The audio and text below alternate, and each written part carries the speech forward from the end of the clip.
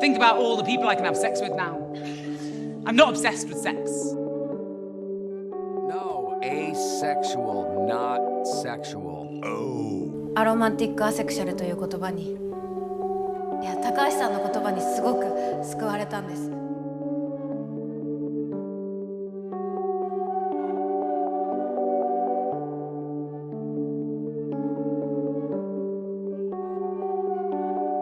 Piensa en tus canciones favoritas, en tus películas, libros, series, podcasts favoritos. ¿Cuántos de estos se tratan de amor o hay sexo en ellos? ¿Alguna vez lo habías notado? Personalmente yo sí, entonces empecé a cuestionarme qué tanto me la pasó hablando del amor y el sexo. En mi canal este es un tema recurrente influenciado por el contenido que consumo y del cual quiero hablar. Cuando veo a mis amigas hablamos de ello, en redes se habla de ello. Parece que lo más interesante de lo que hay que hablar es de amor y sexo, amor y sexo, amor.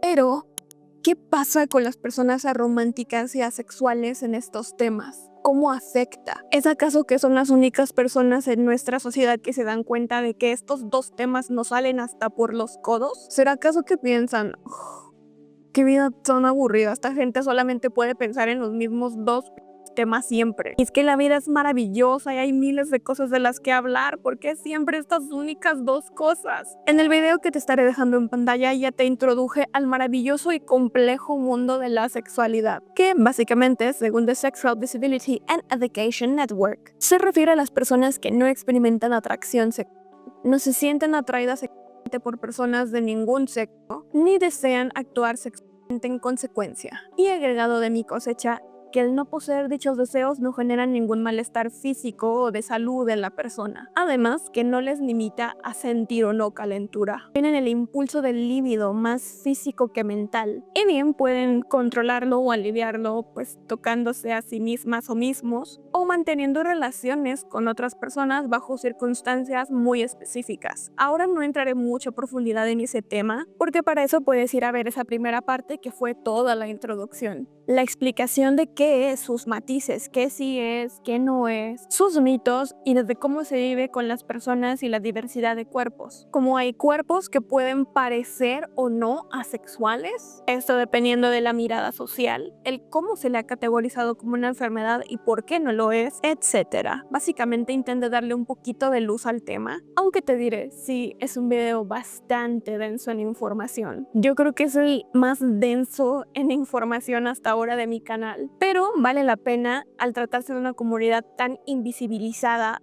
ya que se trata de apenas en un aproximado del 1% de la población global. Y parte del problema de que siga siendo tan invisible se debe a que vivimos en un mundo que no puede dejar de hablar de amor y sexo. Todo lo que consumimos, lo que soñamos, lo que creemos que debería pasarnos, gira en torno a la idea de una pareja romántica, de una conexión sexual o de encontrar a la media naranja. Pero, ¿y si esa narrativa no es tan universal, no es la de todos? ¿Y si muchas personas no sienten eso o no lo sienten así? ¿Y si el deseo no es obligatorio? Ojo, este video no es una verdad absoluta sobre todas las personas asexuales y o arománticas. Y son más cuestionamientos que tal vez se puedan ver exagerados, pero que al final de cuentas es empujar un punto. Y estos cuestionamientos surgen a partir de que parecen ser las únicas personas que se dan cuenta de la centralización del sexo en la cultura y los medios. Cuando no eres una persona asexual o aromántica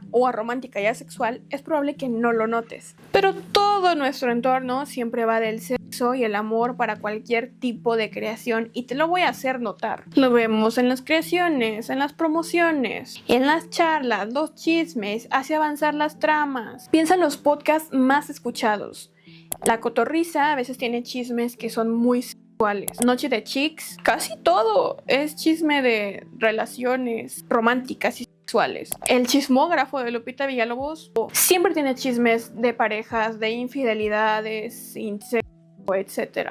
En general, el sexo y el amor se perciben como logros tanto a corto como largo plazo. Por ejemplo, piensa en una noche en la que un grupo de amigos o amigas van a salir de fiesta. Los chicos van con la finalidad de ver quién de ellos logra salir con una morrita para coger después. Y las chicas van pensando, a ver cuántos me van a voltear a ver, cuántos me van a pedir el Instagram, cuántos me van a invitar un trago. Incluso si no esperan concretar nada esa noche, porque a uno le gusta sentir que llama la atención. Escucharás a tu papá o tu mamá o tus abuelas o quien sea decir que, ay, tal persona ya se casó. Y empezar a verte con nostalgia si tú aún no lo has hecho. Si es que ya estás más arriba de tus 20. O si eres de rancho, yo creo como a partir de los 16. Cuando ves a tus amigas luego de un tiempo de no haberlo hecho, o incluso al día siguiente, no importa, hablan de tal ex me buscó, salí con tal persona, adivina quién vi el otro día. En el cine, en cartelera, siempre hay películas de amor. O donde si bien la trama central no es una romántica o de amor, siempre va a haber una parejita enamorada, alguien teniendo sexo, ya sea explícito o no. Hay explícito en las canciones, como en las anteriores de Ariana Grande, en las de Bruno Mars, en las de Sabrina Carpenter, Cardi B, Nicki Minaj, etc. Hay amor y sexo por todos lados. Y bueno, aunque este video se trata de asexualidad, me gustaría darle un espacio también al romanticismo en este segmento, porque es absurdo como El amor es el centro de todo. Bien, para esto de nuevo vamos con la ya confiable Angela Chen. Te quiero, Angela Chen, que en su libro expone un término llamado amatonormatividad. ¡Oh, lo dije bien! Por la filósofa Elizabeth Brake, que acuñó el término en su libro Minimizar el matrimonio, moralidad y la ley, para describir la suposición de que una relación central, exclusiva y amorosa es lo normal para todos los humanos. Porque bien, cuando estás en la pubertad, la adolescencia o incluso en el inicio de tus 20s, en cierta medida está bien pensar en sexo todo el tiempo. Tener pareja está chido, pero la gente a tu alrededor, aunque espera lo mejor para ustedes, o tal vez no, depende de la relación y de las amistades, en realidad no están pensando seriamente si sí ven que eso va a terminar en un matrimonio o no. ¿Que te lo pueden decir? Sí, porque parece la meta final de la realización. Claro, en cierto orden está que tienes la relación, tienes tu trabajo, te consigues tu coche, tu casa, te casas, realización. Ya luego vendrán hijos y eso es como la máxima realización de todos. Pero bueno, a metiéndose ya de tus 20s y de ahí para adelante, la expectativa social ya no parece que estás yendo de cita en cita. Tener sexo casual o cualquiera de estas cosas, que se sigue haciendo claro, pero ya no es como la expectativa. Sino que la expectativa ahora es encontrar a tu media naranja. Y claro, casarte, como ya lo mencioné. Esa siempre va a ser la meta. El amor es la meta, diría ese K-drama de Netflix, ¿ves? Está en todos lados. Y bueno, toda esta expectativa es cruda y cruel ya de por sí, incluso para las personas alosexuales. Ahora, multipliquémoslo por 19 con las personas que son asexuales o arománticas o ambas. Porque supongamos que solo soy asexual. Aunque haya millones de personas en el mundo que son asexuales, sigue siendo el 1% de la población, al menos en estimación. Así que, como ya lo mencioné antes, va a ser difícil encontrarse entre sí. Y que además yo le vea y diga, ah, me gusta, o que me vea y diga, ah, me gusta. En sí, muchas comunidades de personas asexuales están formadas en línea. No se ven personalmente, porque en general se encuentran entre mucha distancia unas entre las otras. A menos de que estemos hablando de lugares como la Ciudad de México, Nueva York, Los Ángeles, donde creo que sí es más probable que haya comunidades presenciales. Por lo que muchas, si no es que la mayoría de las personas asexuales, como ya lo dije, se ven forzadas a lanzarse al océano de personas alosexuales y esperar formar una relación con estas, que funcione, que se atraigan, que todo esté bien y que la persona alosexual esté conforme, cómoda o al menos que diga, bueno, está bien, acepto que el sexo no va a ser una prioridad o que no va a pasar. Aún así, supón que la persona sexual está con una persona alosexual o que empieza a ver qué onda con una persona alosexual, podrá venir un mar de decepciones, una tras otra. Tal vez en la primera cita o tras el primer mensaje, cuando le digas soy asexual, te digan, ah, yo eso no le hago. Habrá quien crea que eres un reto y que te va a hacer cambiar de opinión. De que, no, sí, conmigo, yo soy el máster del sexo. Yo le voy a explicar cómo funciona todo y conmigo sí le va a gustar y le voy a arreglar. Lo mismo que le dicen a las mujeres lesbianas. También habrá personas que les digan, bueno, está bien, pero yo quiero que empieces a tomar terapia, tratamiento, medicación, que vayas con un doctor, incluso si saben que tú te identificas específicamente como asexual. O habrá quienes digan, está bien, pero luego se dan cuenta de que no es tan sencillo. Que lleguen a frustrarse contigo, a sentir que les debes algo, que no les quieres porque no les deseas, es que tú nunca me tocas y no me siento querido, porque muchas veces para las personas alosexuales el sexo o el sentirse en deseo es lo mismo que el amor, y para una persona asexual es como, no, son cosas separadas. Incluso se ha vinculado la intimidad con el sexo y no necesariamente. Por eso he intentado no llamarle intimidad a tener sexo en este video,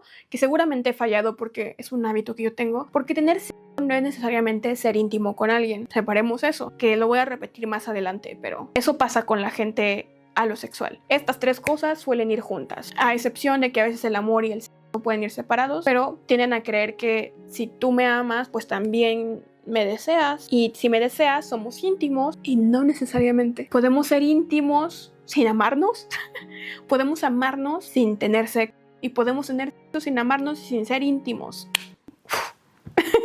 Oh Dios, qué complejo es todo este desmadre. La sexualidad requiere una gran deconstrucción de lo que creemos que son las cosas del amor y el sexo. Entonces, habrá personas asexuales que de plano digan, es que te quiero mucho, pero no me nace tocarte, no me atraes de esa manera, y no es que seas tú, es que en general no me atrae tocar a nadie. O habrá quienes digan, va, pues lo voy a hacer, pero no es algo que yo diga, uff, no es algo que digo, bueno, está bien. O habrá quien diga, bueno, así sí, pero así no, y acá tampoco. Nada más de este modo, en estos días, bajo esta luz, bajo ciertas circunstancias. Puede decir que diga nada más estas posiciones, yo ocupo que te bañes antes y después, que dure tanto tiempo, cualquier tipo de variable. Y eso para las personas alosexuales le puede quitar lo divertido y espontáneo a tener sexo, haciendo que digan, ay, no sé, está como frustrante el asunto. Entonces, como ves, las personas asexuales no la tienen fácil. Y de ahí vienen muchas otras problemáticas, como el uso a las personas asexuales, que es un tema que abordaré más adelante de la mano de Ángela Chen, o que muchas personas digan, mejor ni siquiera lo intento. Y eso que hablamos de personas en este momento específico que solo son asexuales, no son arománticas. Se privan del amor porque ¿quién me va a querer si a cambio yo no le doy sexo? Qué triste. Me puse triste. Entonces el resultado para muchas personas asexuales termina siendo la soledad, que no eligen, sino que dicen, ni siquiera me quiero desgastar. Pero en realidad sí quieren amor. Entonces la amatonormatividad solo vuelve el camino más difícil hacia esta. Porque como el matrimonio es la meta, muchas personas ni siquiera lo alcanzarán. Y eso les limita muchas cosas, incluso derechos. Ángela Chen a todo esto dice lo siguiente: la amatonormatividad permea más que los programas de televisión y los libros. Está entretejido en nuestros derechos legales y crea formas de discriminación que se vuelven cada vez más evidentes a medida que las personas envejecen. El amor romántico dentro del matrimonio confiere privilegios que otras formas de devoción no pueden, incluidas las 1100 leyes, supongo que solo en Estados Unidos, no sé cómo sea en el resto del mundo, ni siquiera en México, que benefician a las parejas casadas a nivel federal. Los cónyuges pueden compartir el seguro médico de cada uno, así como los beneficios militares, de seguridad social y por discapacidad. Pueden tomar decisiones médicas por cada uno. Las empresas conceden licencia por duelo a los cónyuges sin hacer preguntas, pero habrá más dudas si la licencia se solicita para un simple amigo. Es posible casarse con un extraño y darle su seguro de salud, pero no es posible darle su seguro de salud a uno de sus padres. Y bien, si muchas personas asexuales / arománticas van a tener dificultades para encontrar relaciones románticas o simplemente no querrán tenerlas, el deseo de querer tener un vínculo especial con alguien no desaparece. Y desafortunadamente muchas veces no se puede llenar con amistades, porque sus amistades seguramente todas serán alosexuales. Y entonces conforme crezcan, esas comenzarán a casarse, a tener hijos, etc. Y las prioridades cuando eso pasa cambian. Las amistades tienden a quedar relegadas muy por detrás, porque el amor romántico parece ir siempre por delante o por encima de los demás tipos de relaciones y amores, y las personas asexuales quedan en el olvido, en más soledad de la que de por sí ya desean. Entre los testimonios del ensayo de Ángela Chen se lee el siguiente, sobre una chica sexual cuya amiga se casó y pasó a su familia a la prioridad. No puedo reprocharle esto, por supuesto, y me alegro por ella, porque es feliz, dijo Joe. Pero fue difícil porque teníamos una relación muy buena, pero ahora me han quitado prioridad. Probablemente esto seguirá pasando el resto de mi vida, porque eso suele pasar. Su relación romántica principal se antepone a las amistades y a veces a la familia. Joe no será la que se mude a vivir con una pareja romántica, y eso hace que valore más la amistad y se frustre cuando otros no la valoran tanto. En los últimos meses, otros 2 amigos de Joe se han comprometido, lo que pone de relieve la falta de opciones para aquellos que no están interesados en la convivencia romántica tradicional. Y es aquí cuando aparecen las relaciones queer platónicas. El psicólogo Víctor Karandashev, en su libro El amor romántico en contextos culturales, revisa la literatura de las ciencias sociales y enumera los criterios más comunes que la gente utiliza para denominar el sentimiento del amor, en específico el romántico. Según personas de todo el mundo, generalmente incluye enamoramiento, idealización, querer cercanía física y emocional, querer exclusividad, querer ser correspondidos, pensar demasiado en el comportamiento de la otra persona, preocuparse y ser empático con la otra persona.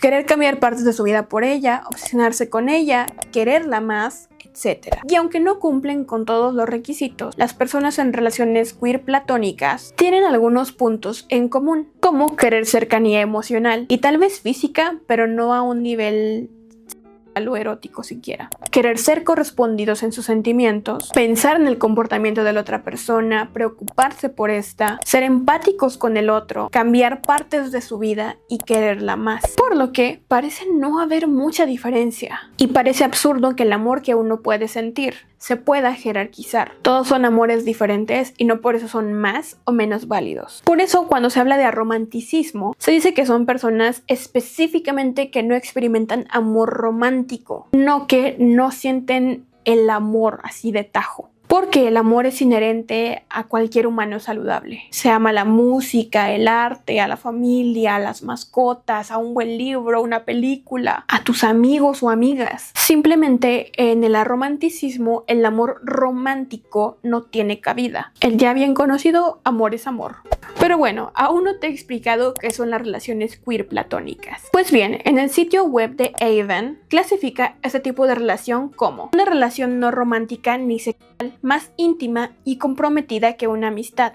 Las parejas queer platónicas pueden, por ejemplo, vivir juntas, criar a sus hijos y compartir la cama, pero no necesariamente, esto agregado por mí, casarse ni tener relaciones sexuales. Y por ejemplo, este TikTok que te voy a estar poniendo aquí a un lado de mí, que no sé qué tan real es, pero podemos ver a un chico gay y una chica lesbiana casándose en el registro civil. Esto solo porque podían, libre albedrío. A lo que algunas personas decían, este es el verdadero matrimonio tradicional, 2 personas en unión para mancomunar bienes y obtener beneficios de esta relación.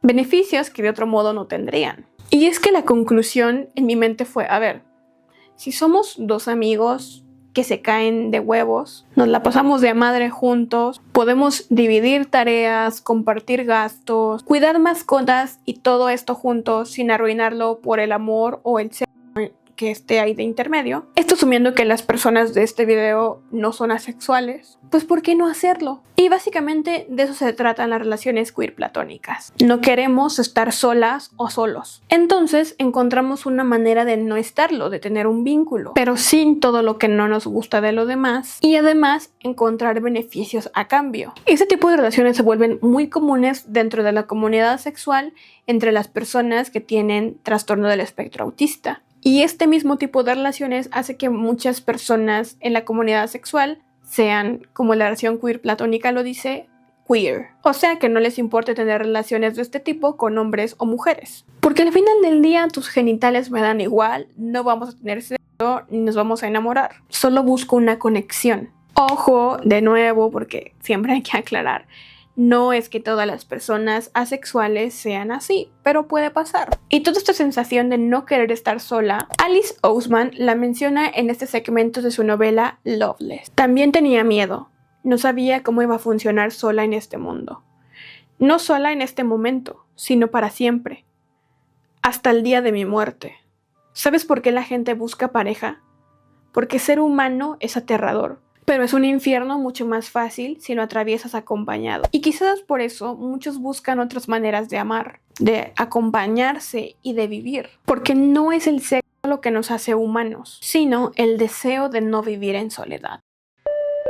Como como todo el entretenimiento mainstream tiene sexo o romance. En este tema podemos hablar de películas, series, novelas, caricaturas, libros, canciones, ni te imaginas. Todo lo que escuchamos, leemos, vemos, siempre está lleno de amor y o sexo. Pero parece exagerado decir que todo lo está.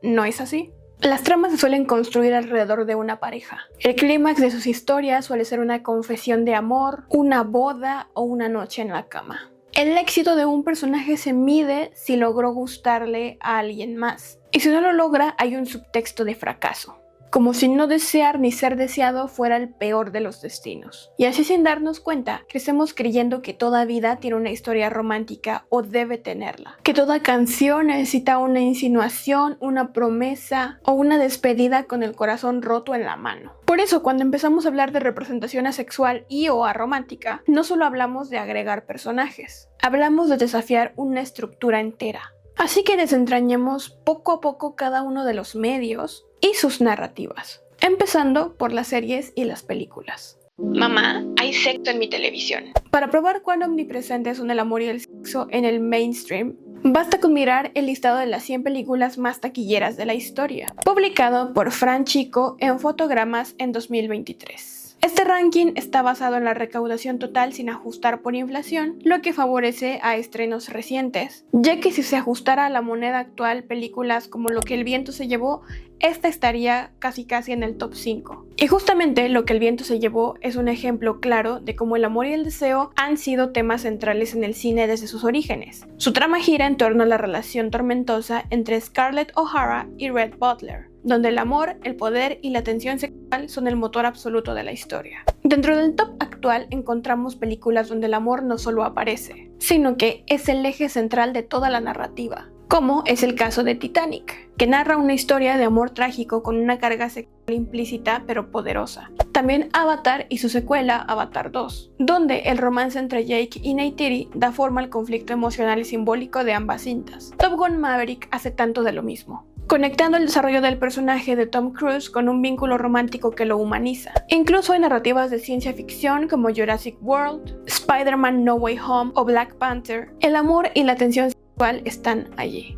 fusionados como subtramas importantes y constantes, incluso cuando no son el eje principal. En otras películas de la lista, el romance puede ser más sutil, pero sigue presente como expectativa emocional. En sagas como Avengers, Harry Potter o Star Wars, las relaciones románticas entre personajes no siempre se desarrollan con profundidad, pero están sugeridas, activan el drama y aportan carga emocional en momentos clave. Hay escenas de despedida, reconciliación, celos, besos inesperados, propuestas de vida en pareja y finales que celebran la estabilidad romántica como el verdadero triunfo. E incluso para Rápidos y Furiosos 7, que aunque se persigue como una saga de puramente acción, se apoya constantemente de subtramas de amor. Muy pocas películas de este ranking, al menos del top 25, escapan de esta lógica. Algunas, como Super Mario Bros. La película, que están pensadas más para un público infantil, y donde el romance se reduce apenas un guiño tenue. Pero incluso dentro del cine familiar, hay ejemplos donde el amor es representado con claridad y carga emocional, como el live action del Rey León. En esta, la relación entre Simba y Nala no solo está presente, sino que es celebrada con una canción completa titulada Esta noche es para amar. Esta noche es para amar. Que deja claro que aún en narrativas para niños, el amor romántico se presenta como inevitable. Y Frozen, quizás el caso más interesante de todos, que rompe parcialmente con esta estructura a través de la figura de Elsa. En ninguna de las dos entregas se le ha dado un interés romántico, lo cual ha llevado a muchas personas arománticas y asexuales a verse reflejadas en ella. Sin embargo, esto está aún en suspenso, dado que, según yo, hay confirmada una tercera y una cuarta parte de Frozen, donde no podemos asegurar que finalmente le quieran dar un interés romántico, borrando así cualquier prueba posible de representación. Además, conviene señalar que la narrativa de Anna, su hermana, sí se construye claramente en torno al amor romántico. En la primera película se enamora y desilusiona rápidamente, y en la segunda consolida su relación. Así que, aunque Elsa se mantenga de momento fuera del molde, la historia en su conjunto no está exenta de representaciones de amor romántico. Por ahora, Elsa es una rareza en un mar de historias llenas de narrativas de amor para los protagonistas. aún flota como una expectativa narrativa. Si trasladamos el análisis del cine a la televisión, el patrón no solo se repite, sino que a menudo se intensifica. En la lista de las 100 mejores series del siglo XXI, según una encuesta de la BBC, se reconoce a producciones que han marcado un antes y un después en la historia de la narrativa televisiva. Y aún así, incluso cuando las grandes tramas parecen girar en torno al crimen, la sátira, la política, el trauma colectivo o a la decadencia moral, el amor y el sexo siguen apareciendo como constantes. Varias de las series mejor posicionadas tienen el deseo y el amor en el corazón mismo de la propuesta. Fleabag, por ejemplo, direcciona el duelo, la fe y la culpa a través del sexo casual, el deseo insatisfecho y el amor no correspondido. Mad Men está atravesado por la infidelidad, la frustración emocional y una búsqueda persistente de la intimidad, aunque disfrazada de éxito. En May I Destroy You, el sexo no es solo parte de la historia, es el detonante, el trauma y la pregunta. Incluso Game of Thrones, más allá de su estética y su violencia, Game of Thrones se hizo célebre por sus tramas sexuales, sus bodas políticas, sus incestos y su erotismo explícito. El cuerpo y la cama están casi igual de presentes que el mismo trono. Otras series que, aunque no giran en torno completamente al amor o al deseo, los incorporan de manera bastante constante y estructural. En Breaking Bad y Better Call Saul, el deseo sexual y las relaciones afectivas funcionan como motivaciones, complicaciones o espejos emocionales. The Leftovers explora el duelo y la espiritualidad a través de vínculos amorosos intensos, mientras que Six Feet Under combina la muerte con la necesidad de conectar íntimamente con alguien antes de desaparecer. BoJack Horseman, aunque animada, está completamente atravesada por relaciones rotas, afectos inestables y la imposibilidad de amar sanamente. En The Americans, una pareja de espías casados finge un matrimonio que lentamente se vuelve real, y el sexo es tanto una herramienta de trabajo como una forma de supervivencia afectiva. En comedias como The Office, la versión británica por alguna razón, Veep, 30 Rock o Curb Your Enthusiasm, el amor aparece disfrazado de torpeza, sarcasmo o incomodidad, pero sigue estando allí. Las relaciones sentimentales, los enredos o la frustración amorosa aparecen como parte del humor o como motor de situaciones absurdas. Las excepciones dentro de su mismo top 25, si acaso, son pocas y relativas. Chernobyl, por ejemplo, centra su narrativa en el desastre nuclear con un tono sobrio, casi clínico. No hay romance ni deseo, solo horror, ciencia y negligencia. Es de las ficciones contemporáneas que realmente prescinden del factor del amor y la eroticidad. También The Tea Café, con su comedia política abrasiva, se aleja del amor o el sexo como motor narrativo. Por esos casos son raros. La mayoría de series que han sido consideradas las mejores durante el siglo XXI no solo tienen amor y sexo, los integran profundamente en sus personajes, sus decisiones y sus clímax emocionales. E incluso cuando el foco es la política, la muerte, la decadencia o la violencia, el amor sigue apareciendo. Y el sexo,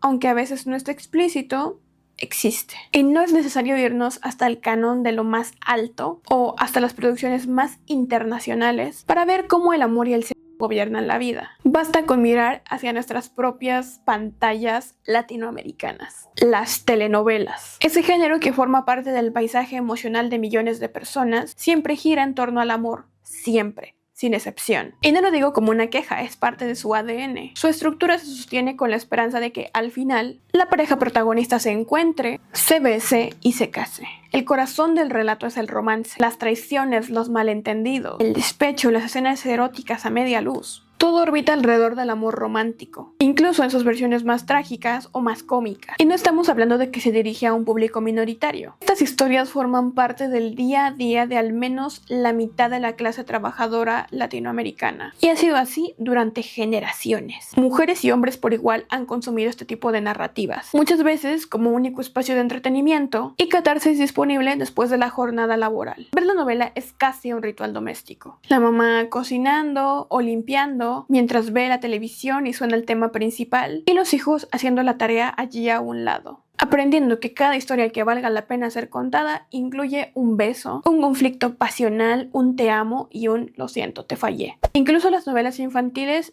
/ juveniles que marcaron la vida de muchas niñas y adolescentes repetían este patrón. Patito Feo, o en México Atrévete a Soñar, Floricienta, o en México Lola Érase una vez, Rebelde, que creo que la original es Rebel Way o Rebelde Way, algo así, Mis 15, Sueña conmigo, Y la lista sigue. Todas tenían como trama central el romance. A veces había música, magia, comedia, conflictos escolares, pero todo eso era decoración. El eje era y es siempre el amor. ¿Quién se queda con quién? ¿A quién besan? Si la chica buena, pero a lo mejor no tan atractiva, va a terminar con el chico guapo. No eran otra cosa que melodrama dirigido para niñas y adolescentes, donde la intención más importante no es ser buena amiga, sino gustar, enamorar y ser elegida. Así que para muchas personas el guión de la vida empieza a escribirse desde esos momentos, no solo desde las grandes series de HBO, ni desde los éxitos de taquilla, sino desde la sala de su casa, mientras ven cómo se repite una y otra vez la misma historia de amor. Amar y ser amada, desear y ser deseada. No hay otras formas de final feliz. Y no ha cambiado mucho el panorama. Tal vez ahora las novelas que más se ven son árabes, turcas o brasileñas, o entre las morras más jóvenes, las tailandesas o coreanas. Aunque la esencia sigue siendo la misma. El amor y el romance siguen siendo el motor principal. Sin embargo, hay señales de apertura que marcan un cambio en el panorama. Por ejemplo, la popularidad creciente de los BLs, historias de amor entre hombres, o los GLs, historias de amor entre mujeres, que aunque todavía son un nicho en cierta medida, han llegado para quedarse y expandir el espectro de representaciones afectivas y sexuales. Estos formatos, que emergen principalmente del entretenimiento asiático, están revolucionando la manera en la que se cuentan las historias de amor, al incluir parejas o dinámicas que antes se mantenían ocultas o eran invisibilizadas en la cultura mainstream. Sin embargo, siguen manteniendo la esencia. El amor y el deseo van en el centro, pero ahora con voces y cuerpos y experiencias que desafían las normas heteronormativas. No sé si eso sonó redundante. Este pequeño giro es significativo, porque aunque sigue siendo un giro entre los relatos de amor y deseo, permite que más personas tal vez se puedan ver reflejadas, y que más narrativas se abran espacio entre los romances convencionales. Pero no todo es positivo, también genera ciertos cuestionamientos, como en el caso de los BLs, sobre la normalización de las relaciones violentas y o posesivas, o fuera de las series, más bien con la audiencia, la posible creciente cultura de la cosificación y fetichización de las relaciones homosexuales. Y si tú no creciste viendo novelas o nunca les prestaste mucha atención, seguro sí creciste viendo caricaturas, que aunque en la mayoría de veces el romance no es el tema central, porque qué raro, siempre está allí asomándose. Por ejemplo, y hablando de caricaturas que a mí me tocó ver, Danny Phantom, que llega a tener un interés romántico por Paulina, por Valerie y finalmente por Sam. En Los Padrinos Mágicos podemos observar a Timmy Turner, que tiene este crush con Trixie Town, y con Tutti, que tiene un crush con Timmy, donde en algunas ocasiones la trama de Timmy se vuelve que sus deseos funcionen para acercarse a Trixie. Y en KN de los chicos del barrio podemos ver la relación entre 3 y 4, a veces cómica, a veces tensa, que nos muestra la típica narrativa de me peleo contigo porque quiero demostrarte que te quiero. O luego tenemos a Johnny Bravo, donde si bien hasta donde yo recuerdo no hay un interés en particular, un personaje en particular que le interese a Johnny, tenemos a este personaje que se ve a sí mismo increíblemente guapo y merecedor de atención y romance, aunque sus intentos por conquistar a las chicas siempre terminan en comedia. Así le juega con la exageración del ego masculino y la búsqueda constante del amor. En Los Jóvenes Titanes tenemos el desarrollo de ciertas relaciones llenas de tensiones románticas y dinámicas afectivas, como la de Robin y Starfire, y Raven y el Chico Bestia. Relaciones que no solo aportan drama, sino que los vuelven de algún modo más complejos. Vayámonos incluso a Hey Arnold, con Helga Pataki, que tiene un crush con Arnold, pero no se ve capaz de decirlo por cosas de la adolescencia, este miedo al cringe, al rechazo, el orgullo típico de estos años, y que atraviesan la mayoría de las series, si no me equivoco. Y así podríamos seguir mencionando caricaturas donde, aunque el romance no sea el tema principal, está presente como un ingrediente importante. Piensa en Phineas y Ferb. Todos los hermanos tienen sus romances. Phineas con Isabella, Ferb con Vanessa y Candace con Jeremy. O incluso Avatar, la leyenda de Aang, donde Aang y Katara tienen un romance que se desarrolla lentamente y que es fundamental para la historia. Pero si las películas, novelas, series y caricaturas nos enseñan cómo debe verse y sentirse una historia, la música nos dice cómo debe escucharse una relación o cómo debe sentirse una emoción. Porque cuando no estamos viendo, estamos escuchando, estamos cantando a todo pulmón, y lo que suena casi siempre también está hablando de amor, o lo que pasa cuando el amor se va. Así que es momento de bajar la luz y subir el volumen. ¿Solo se saben canciones de despecho? Ok, ya vimos que en las series y las películas todo gira en torno a quién te gusta, quién te toca, quién te deja, quién te ama, pero ¿y la música? También allí todo es besos, sexo, lágrimas. ¿Spoiler? Sí, pero para no hablar desde la suposición, hice la prueba. Analicé las 50 canciones más escuchadas de Spotify a nivel global al momento en el que estaba haciendo el guión para este video. Y en pantalla las verás codificadas por color. En rosa, las que hablan del amor romántico, incluyendo desamor, celos, obsesión y todo lo que gira en torno a ese sentimiento. En azul, las canciones que se centran exclusivamente en sexo y o deseo. En verde, aquellas que combinan amor y sexo o amor con algo más, y en naranja las que no hablan ni de amor ni de sexo.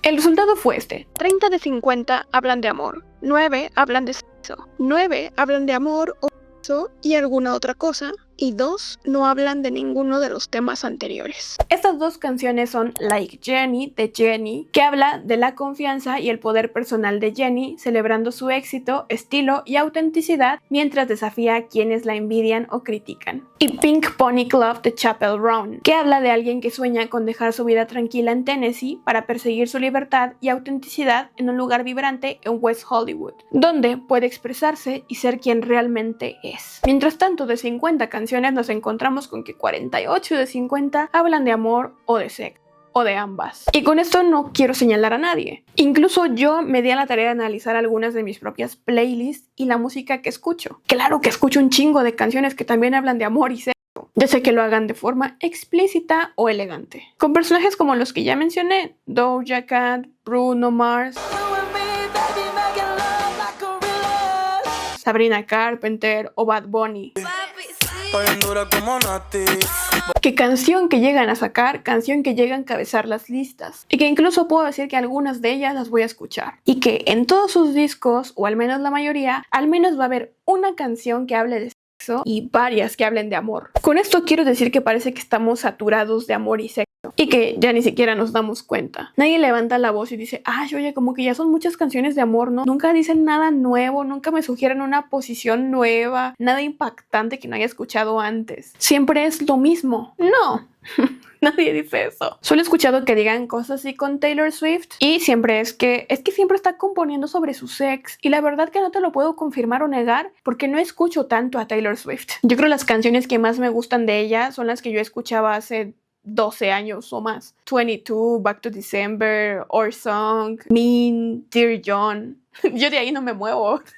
You Belong With Me. Pero las nuevas, yo muchas ya no las he escuchado. Pero bueno, yo puedo notar que varias veces esos comentarios vienen de detractores, porque no hay una crítica, no hay un análisis más allá. El hastio no viene de que es que nada más escribe de desamor o nada más escribe de amor. Es porque se queja de algo, específicamente de sus ex. Y a la gente no le gusta que las mujeres hagan eso. Véase Shakira cuando sacó su sesión con Bizarrap. Cambiaste un Rolex por un Casio, vas acelerado, dale despacio. Véase incluso fuera de la música, con personajes como Lupita Villalobos de Las Alucines, que le tachan de ardida por hablar de lo que su ex le hizo una y otra vez, diciéndole que no supera. O sea, el problema eres tú por no superar, no el otro por haber hecho un mierdero. Entonces la crítica no viene a la música, sino al concepto de que una persona esté ardida. Y respecto a este tema, que no vamos a ahondar en este momento, te puedo recomendar a alguien que sí lo hizo, Aleida Argueta. Espero haberlo pronunciado bien. Hizo video en TikTok sobre el despecho en nuestra cultura. Pero entonces no hay muchas personas que parezcan concientizar sobre cómo estos temas son bases al momento de componer. Y es que el amor y el deseo se consideran, y no voy a negar que no lo son, sentimientos o vivencias universales. No nos engañemos, la comunidad sexual es muy chiquita. No hay cómo competir contra el posible 99% de la población alosexual. Y la comunidad romántica es aún más chiquita. Se estima que comprende del 0.25% de la población mundial, una cuarta parte de los asexuales, que podría rondar ahí entre 20 millones o menos de personas en todo el mundo. O sea, ni siquiera es como una quinta parte de México. La idea con esto no es decir, hagan canciones para los asexuales. Porque luego sí he visto personas asexuales pidiéndolo, pero literal que sean canciones que digan, soy asexual y es maravilloso. Porque está cabrón. Si el amor es una narrativa que rápido se agota, la sexualidad como canciones yo creo que también.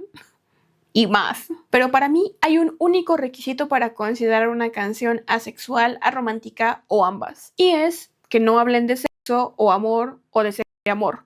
Por ejemplo, Speedy González de los Cumbia Kings. Ya veo venir Speedy González. Mi gusto es de AKWID, Aquit. El Dragon Ball Rap de Porta. O Trastornos Bipolares de Porta. O Confesiones de Porta. O ¿qué más te gusta de Porta?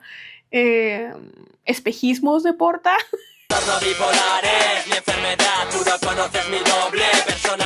¿Dónde están los ladrones de Shakira? Give Me the Power, de Molotov. ¿Por qué no se van de Los Prisioneros? Si la cultura es tan rica en Alemania, porque el próximo año no te quedas allá. Optimista de Caloncho. Todo bien al 100. O casi todo el musical de Cats. Brown Girl in the Ring, si no me equivoco, de Boney M. O Stress Out de 21 Pilots. No lo sé, hay muchas opciones si le buscas. Sí, no, más bien mi idea es hacer que nos preguntemos ¿por qué? O sea, incluso para las personas alosexuales. Poder sentarnos y preguntarnos, ¿de verdad necesitamos tantas canciones de amor, desamor, sexo, etcétera? Porque claro, si una asexual escucha música que habla de sexo, no va a pasar mucho, al menos no con la mayoría. Seguramente ni siquiera le den importancia a la letra y solo se guíen por lo bien que suena la música. Lo mismo con las personas arománticas. Ser romántico no quiere decir que de pronto no quieres oír o ver o leer de amor. Porque al final de cuentas es música. Y la mayoría de personas sexuales no están pidiendo que haya espacios donde la música no sea romántica ni sexual, sino que más bien nos demos cuenta de qué tan incrustadas están estas dos cualidades en nuestras vidas. Y claro, hay razones para esto. El amor vende, el deseo engancha. A las disqueras no les interesa que hagas una canción sobre tu gato o sobre lo cabrón que está ir a pagar impuestos. Fondo Monetario Internacional. Pero se nos olvida que a veces el arte, la música, no solo tiene que ser un espejo de nuestros impulsos más básicos. También puede ser rareza, descanso, juego, imaginación o hasta crítica. No digo que el amor o el sexo estén mal. Digo que no debería ser lo único de lo que vale la pena cantar. Libros de amor y otras cosas. La cuenta de TikTok de Busca Libre, por favor contáctame, me gustaría colaborar contigo. Año con año, incluso a veces mes con mes, publican cuáles fueron sus libros más vendidos. Cuando vi el top de 2024, me sorprendí. Porque después de todo lo que hemos visto en películas, series, música, etc., uno pensaría que el amor y el sexo también dominaría el mundo literario. Pero, al menos, por parte de lo que ha mostrado Busca Libre, no. Sí hay novelas románticas, hay fantasías con spicy y thrillers con tensión erótica. Pero la mayor parte del ranking está ocupado por otra cosa. Autoayuda. Sí, autoayuda. Psicología, salud mental, motivación, organización personal, trauma, hábitos y dinero. Y todo eso no puede ser casualidad. Entre los 30 libros más vendidos, 15 de ellos fueron sobre salud mental, disciplina, espiritualidad o desarrollo personal. 6 de ellos tuvieron el romance o el deseo erótico como motor narrativo, incluso si es tóxico. 6 de ellos tienen romance ocasional o implícito o no con fines eróticos. Y 2 de ellos no implican ni amor ni son autoayuda, pero tampoco son novelas. Lo que esto me dice no es que al mundo de pronto en el lado editorial se le ha pasado las ganas de sentir el amor o el deseo, sino que cuando alguien decide gastar dinero en un libro que no son baratos, lo hace más impulsado por la desesperación que por el deseo. En su mayoría parecen no estar buscando creer en el romance, sino intentando ver cómo tener mejores hábitos, como no odiarse un poquito cada mañana. Esto tal vez incentivado porque primero muchas producciones que pueden hablar de salud mental no hay. Y las que hay están hechas en modo documental y los documentales pueden ser un poco tediosos, entonces... Y segundo, porque los libros tienen una especie de aire más intelectual. Hay personas que sí creen que algo está impreso es más serio y que, por ende, debe tener la verdad, lo cual es mentira, pero es una creencia popular. Allí tienes ejemplos como Ice Planet Barbarians, por decir algo. No es malo. que yo amo la saga, tengo los primeros 4 volúmenes, estoy esperando poder conseguir el 5º. Pero seamos honestas, no es una lectura que aporte nada trascendental, no es algo intelectual que no está buscando serlo, pero no lo es. Y no sales de allí siendo una persona diferente. Aún así, muchas personas piensan que los libros deben ser las respuestas, que van a de algún modo curarte. Y por eso, en mi teoría, los libros de autoayuda se venden tanto. También piénsalo, es más barato gastarte entre 300 a 500 pesos por un libro de entre 300 a 500 páginas que promete que te va a revelar los secretos para mejorar tu vida, tu salud mental, tu economía, etc. Que tal vez pagar una sesión de terapia, el libro termina siendo más tentador. Dame todas las herramientas en tus páginas, no puedo pagarme meses de terapia. La urgencia con este tipo de libros obviamente no es sentir mariposas, es dejar de tener ansiedad, dejar de sabotearse, no morirnos por el pinche burnout. Pero a ver, no ignoremos los miles, sino es que millones de TikToks o Reels publicados bajo el hashtag de Spicy. Hay cuentas que específicamente se dedican a recomendar solo libros con Spicy. ¿Qué es el Spicy? Bueno, si no estás dentro de la comunidad lectora de internet, básicamente es contenido sexual explícito. Y mira, que ese es todo otro tema, porque el spicy ya parece un género en sí mismo, ya es como el libro vaquero pero con más opciones. Hay de monstruos, hay de científicos, hay de vaqueros, hay de deportistas. Tú eliges, seguro si buscas libro de inserta alguna profesión más el spicy, te va a salir algo. Y estos videos tienen miles de likes y comentarios. Ya incluso es común que cuando alguien está recomendando una novela, en general en BookTok o Bookstagram, la gente pregunte si tiene spicy. Y hubo incluso una polémica, si no me equivoco, en Twitter sobre, creo que Disney iba a publicar una especie de novela o retelling de alguno de sus personajes, como tipo Campanita o algo así. Y había gente preguntando, ¿y tiene spicy un libro de Disney? De Disney. O sea, no te estoy diciendo que era un fanfic, un retelling de algún autor independiente o de alguien más. No, Disney, la empresa, lo publicó. Ay, no. Con eso te das cuenta un poco de qué tan internalizada está la idea para muchas lectoras contemporáneas de que las historias escritas también deben contener contenido erótico y romántico. Esto sin importar el contexto o el público objetivo. Y ojo que te trajera esto del análisis de los 30 libros más vendidos en Busca Libre en 2024. No es para que digas, ¿ves? Tienen opciones. Acabas de decir que la mitad no tienen ni amor ni sexo. Es más de la mitad. Claro que hay libros que son aptos para las personas arománticas y asexuales. Pero no nos hagamos güeyes. Son libros de autoayuda. Una persona sexual o romántica no se va a sostener de leer autoayuda. Sí, las demás personas con sus novelas y acá autoayuda. No. Ser asexual o ser romántico no significa que no puedan saber de esos temas. Que no. Puede ser, pero no necesariamente. Porque sí, vas a encontrar personas asexuales y o arománticas leyendo Ali Hazelwood, Taylor Jenkins Reid, tal vez hasta Colleen Hoover, no lo sé. Les da igual, porque a final de cuentas es ficción. Quiero decir, Alice Oseman escribe sobre amor y se identifica como asexual aromántica.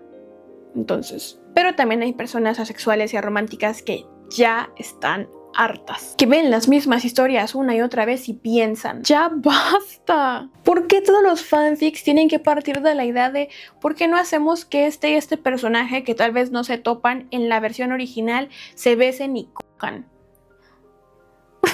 ¿Por qué no se puede imaginar tal vez una historia donde los Slytherin sean los buenos y los Gryffindor los malos desde esta perspectiva? Y que no haya ninguna tensión así de ese estilo. Que seguramente sí lo hay, pero es un ejemplo nada más. Hay personas asexuales y románticas que están hartas de que estas dos narrativas se integren en todo. Literalmente asqueadas. Y esto no solo pasa en los libros. En Sex Education, sí, esto ya no tiene que volver con libros, pero sí con la repulsión sexual.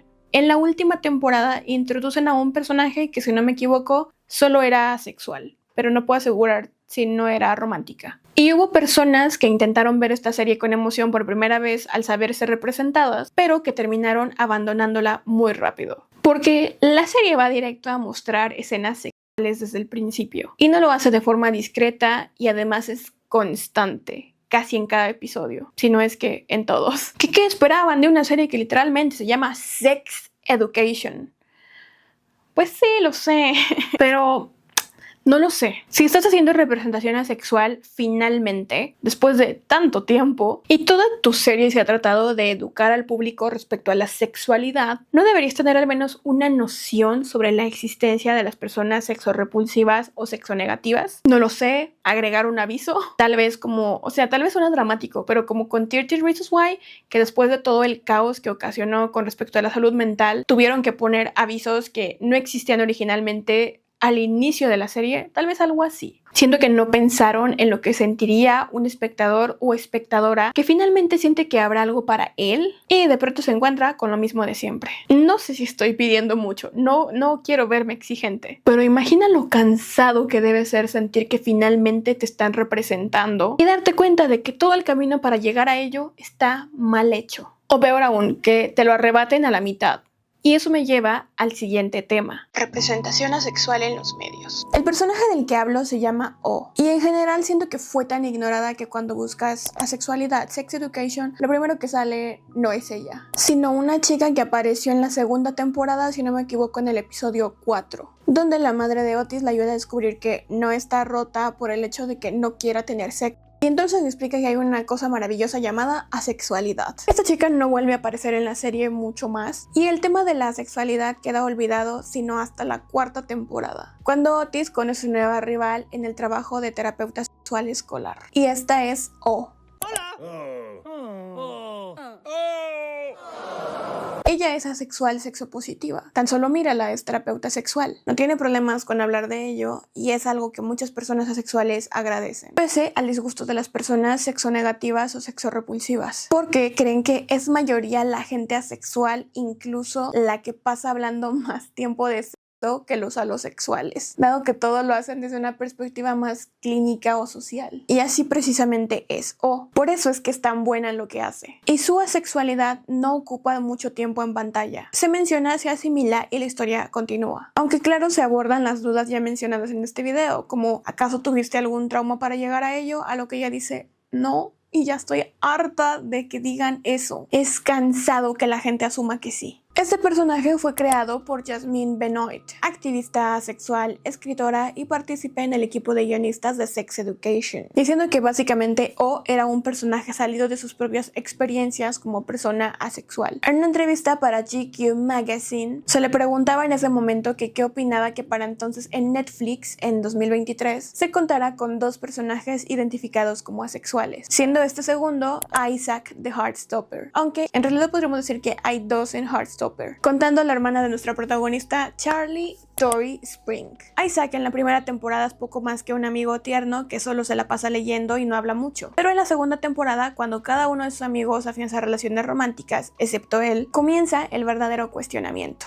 Heartstopper es una producción basada de una serie de novelas gráficas, que en general aborda el tema de las orientaciones sexuales, la expresión de género, etc. Además de toda la confusión que puede ocasionar todo este asunto durante la adolescencia. Todo desde una perspectiva llena de calidez y esperanza. Y si bien hay drama, el drama no va relacionado a las relaciones en sí mismas, sino a los problemas que enfrentan individualmente o en general a las que la vida les expone, pero no pelean en pareja, sino como pareja. Y por todo esto, Isaac comienza a sentirse desplazado. Vienen las preguntas incómodas: ¿por qué yo no me enamoro? ¿Por qué a mí esto no me interesa? ¿Por qué no puedo? Y poco a poco comienza a descubrir qué es la sexualidad y a darse cuenta de que encaja con ello. Pero entonces comienzan a preguntarse ¿cómo encajo en este mundo? O ya ni siquiera eso, ¿cómo hago para seguir encajando con mis amigos cuando yo ni siquiera puedo o quiero tener pareja? Más adelante en el 5º tomo de la novela, y supongo que en la última temporada que hay de Heartstopper, no lo sé, no la terminé, Tori habla con Charlie de, entre varias cosas, que ya tuvo intimidad con su pareja y decirle que aunque estuvo bien, no le entusiasmó mucho la idea. Y entonces sale del closet con su hermano como asexual. Pero, ojo, no aromántica, porque Isaac es asexual y aromántico, pero Tori solo es asexual. Y este tipo de personajes y creaciones están en las conversaciones constantes que crea Alice Oseman, la autora de Heartstopper y Solitario, de donde salen estos personajes, quien también se identifica dentro de la sexualidad y el aromanticismo. Alice Oseman en 2000 2020 publicó una novela llamada Loveless, Sin Amor, que es esta de acá, que no sé si la alcanzas a ver. Que si bien no es una autobiografía, es una novela, sí toma inspiración de sus vivencias en la universidad y su descubrimiento del romanticismo y la sexualidad. Igual que la protagonista de su novela, Georgia. Una de las pocas novelas traducidas al español por una editorial importante, donde se aborda el tema de la asexualidad, junto con,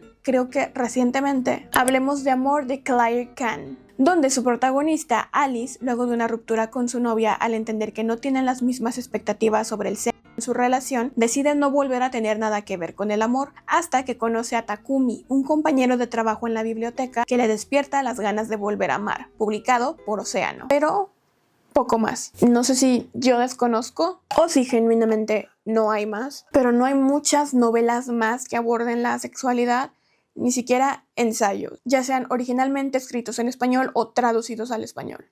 Casi todo está en inglés. Hay muchas maneras de escribir historias sobre asexualidad. Habrá quien lo acepte, quien lo rehúse, quien lo vaya descubriendo, quien ya lo sepa. Y creo que son historias que vale la pena contar, incluso si de momento parezca que no hay mucha gente interesada en leerlas o editoriales en publicarlas. Y es que a veces tal vez no es ni siquiera necesario que se diga, este personaje es asexual. Mira, que estaría bien padre mientras esto se normaliza, sí. Pero tampoco es de a huevo sacarlos del closet. Ni siquiera es necesario que sean protagonistas. Aunque estaría padre porque de momento solo son protagonistas en la literatura. Simplemente es necesario que existan y que tengan propósitos que vayan más allá del amor y el sexo. Intervención. Pausa aquí. Yo sé que dije que no es necesario decir en voz alta que un personaje es asexual, pero lo he estado meditando estas semanas entre el video pasado y y la verdad es que creo que ahora sí es necesario. Sí es necesario que digan explícitamente que son asexuales, al menos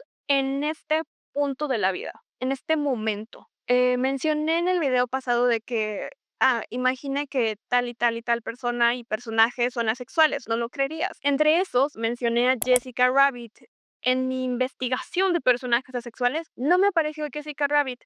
No he buscado por qué dicen que es un personaje asexual, pero ya lo había oído alguna vez. En tal caso, iba a decir que esto es una película para niños, pero no es para niños, pero igual como que no vería muy a tema que dijera que es asexual, pero sí veo necesario ahora que se diga abiertamente que un personaje es asexual. Creo que lo estaba pensando en un plan muy conformista de que pues ya las migajas está bien, ya con que su trama no sea el amor ni el sexo, pero no, es necesario verse reflejados y reflejadas en los personajes y saber abiertamente que lo son y no solamente hacer cánones de cabeza.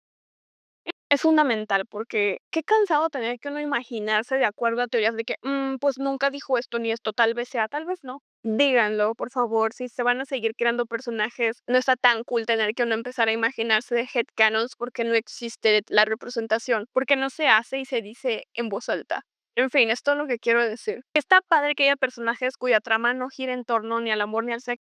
Sí, si me puedes aclarar que son asexuales, perfecto. Eso estaría increíble, sería de mucha ayuda. Si no lo son y simplemente no les quieres dar una trama así, está bien. Pero si sí lo son, pero no lo estás diciendo, dilo, por favor. Ahora sí, sigamos con el video. Supongo que al final estará en cada quien decidir cómo narrar este tipo de historias. Como otro ejemplo, la serie japonesa de 2022, Koisei no Futari, que se traduce como dos personas que no pueden enamorarse. Y literalmente va de eso. Como la chica, Sakuko, frustrada por crecer, por el deseo de independizarse y por los comentarios de su entorno sobre ya encontrar el amor, ya encontrar pareja, termina por descubrir que es asexual y aromántica gracias a un blog de internet. El dueño del blog resulta ser Satoru, un hombre que ella conoce por cuestiones de trabajo. Y es así como, entusiasmada por encontrar una persona como ella, le pide que vivan juntos, básicamente explicando un poco lo que mencioné previamente de las relaciones queer platónicas, y siendo esta la trama de toda la serie. Personalmente, de momento, solo me he visto el primer episodio. Descubrí la existencia de esta serie para este video, así que no te puedo decir cómo se desenvolverá la historia. Pero el primer capítulo es bastante introductorio. ¿Qué sufren las personas asexuales? ¿Cómo se sienten? ¿Cómo se siente el entorno? La explicación de que hay personas que no se enamoran, el explicar qué es la sexualidad y esto. Hay que tener una relación queer platónica. No lo dice así, pero bueno, por lo que yo vi en un avance de que iba a suceder a continuación, parece que en algún punto, porque que viva un hombre y una mujer juntos es raro desde una perspectiva alosexual y aún más en la cultura japonesa, se verán en la necesidad de fingir que son pareja romántica. Todo con tal de obtener los beneficios y tener un vínculo genuino y bonito. Dicen por ahí que son un poquito como los matrimonios lavanda. Y luego podemos decir que existen personajes como Rafael Santiago de Shadowhunters, donde en una ocasión un usuario de Twitter le preguntó a Cassandra Clare si es que acaso este personaje era bisexual, a lo que Cassandra respondió, no, es asexual. O Lord Varys de Game of Thrones, donde se explica que antes de su castración, porque es un eunuco, no sentía atracción sexual. Y el último personaje, que es el más conocido dentro de la comunidad asexual, asimilado como tal públicamente, es Todd Chávez de BoJack Horseman, que de plano generó toda una revolución de reconocimiento, dado que los shows o historias anteriormente mencionados, a excepción de Game of Thrones, están ya segmentados para un público que quiere saber de ciertos temas, que están dentro de algunas comunidades. Y BoJack Horseman, no. BoJack era una serie que en cierto punto podemos decir que es mainstream. Había y hay todo tipo de personas viéndola. El mensaje de la sexualidad se entregó seguramente a millones de personas que desconocían por completo el tema. Y eso también lo aborda Angela Chen en su libro de Ace. En la 4ª temporada, Todd sospecha que podría ser asexual y asiste a una reunión de asexuales. El diálogo fue brusco. Asexual solo significa que no te interesa el sexo.